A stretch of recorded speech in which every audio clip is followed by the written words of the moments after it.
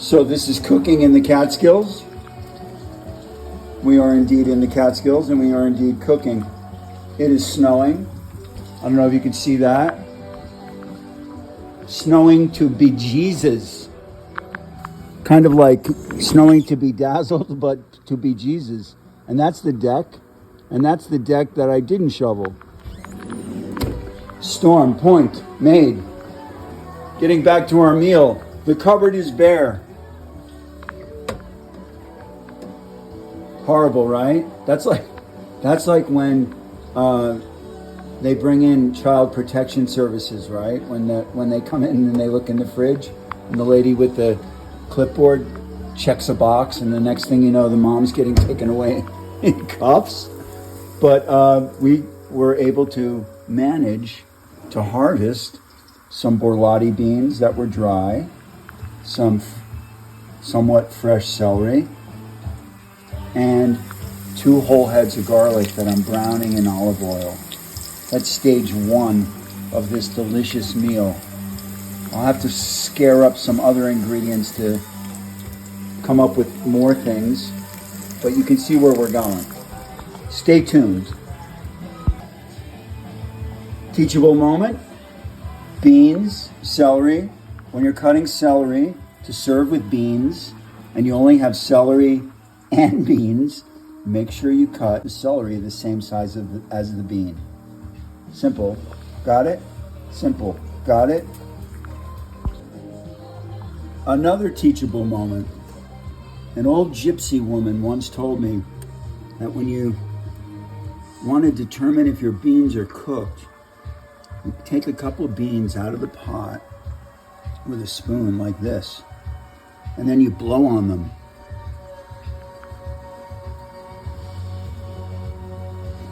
Right?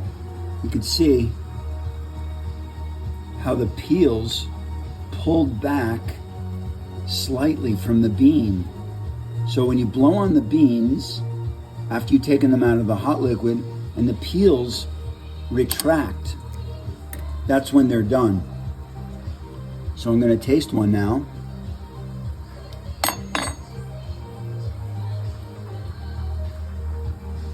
If it was the Olympics for doneness, I'd give them an 8.5.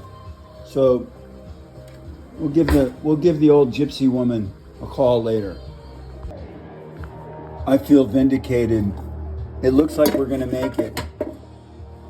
I have my pot going with my beans and my celery and my garlic cloves, and I was saying to myself, geez, that looks horrible.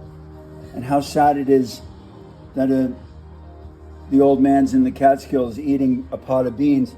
But then I looked in the vegetable crisper, and if I had 2 hands, I would open this properly so you could see it. But I don't have a selfie stick, you know? Whatever that is. This, a chunk of sopressata! It's sopressata! We're in there like swimwear. I'm gonna dice this up. Guess what? The same size as the beans. And then I'm gonna add it to the beans. A little more liquid. And at this point, since there's no chicken stock, we're using what the chef that I used to work for would call tap stock. Just enough water so the beans are covered. Then we're gonna bring it up to a boil. Okay, back at it. Simmering beans. Check. Oh, here's the next thing we're gonna make. This is savagery at its best. This stock, which I refer to as tap stock because it's all water, we need to get some more flavor into it. So I found this container of Parmesan cheese that had like less than a tablespoon. I don't know why it was back in the fridge, but it was in the back corner and it was perfectly fine, except there was very little in it. I'm gonna top this off with some water. Put the lid on it. Give it a little shake. Take the lid off one-handed because I don't have a selfie stick. And then add that water to our beans for a little, guess what? Guess what that's called? That's called, wait, how does this work? How does this work when you turn it around? Okay.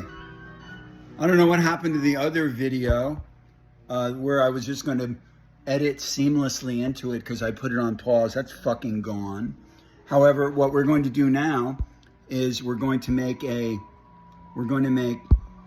I can turn the fucking camera around.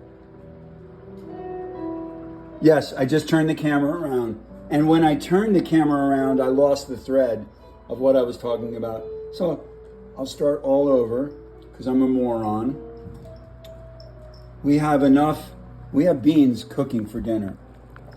We have rice cooking, soon to be cooking for dinner. And as you can see, we have an embarrassingly little amount of two different kinds of rice. So what I'm going to do is cook a little bit of both. I'm not going to cook all of it because I don't know how it's going to come out. But what we have in here is a short grain California glutinous rice and a long grain basmati rice. And what I like to do with the rice, and I hope you do too, is let it soak for a couple minutes. Why is he soaking the rice? You're saying that to yourselves. I hear you saying, why is he soaking the rice? I'll tell you why. Because the rice has been in a bag sitting in some warehouse on a loading dock in Mumbai or Sacramento for probably 5 years, and it's all dried out. And you want to cook the rice together, so we want to somewhat level the playing field. So what I like to do is soak the rice. The rice is going to rehydrate. Each rice is going to drink up the amount of water it takes to make it full. That'll take like 5 minutes, 10 minutes at the most. Yes, thank you for the applause. Thank you. Thank you. No, really, enough. I know. Thank you. Okay. The rice is going to drink up the water, and then we're going to cook it in this device. Rice cooker. Come back later and see how it turns out. Outside? Go.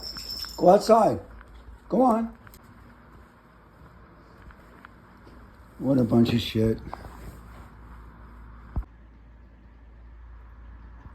Okay, so we're done. We're done with the cooking. We've hit all our salient points. There is the dog. Say hello. Okay, thanks for that. And we have achieved perfection in the rice department. Let's put some rice in the bowl. You can see that we have long grain and short grain mixed together in a delightful fluffy blend. And now we come in with our beans. I pureed some of them. The beans are going to go on top.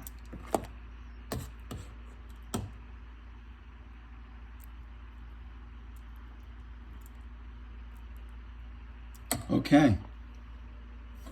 I used to say back in the day, and that's the dish. I don't say that anymore, but that's the dish. Let's drizzle a little olive oil on it at another time. And if we had any money, or if we were able to get out of the driveway, we'd put a shit ton of fresh chopped parsley on that. Take care. Brush your hair.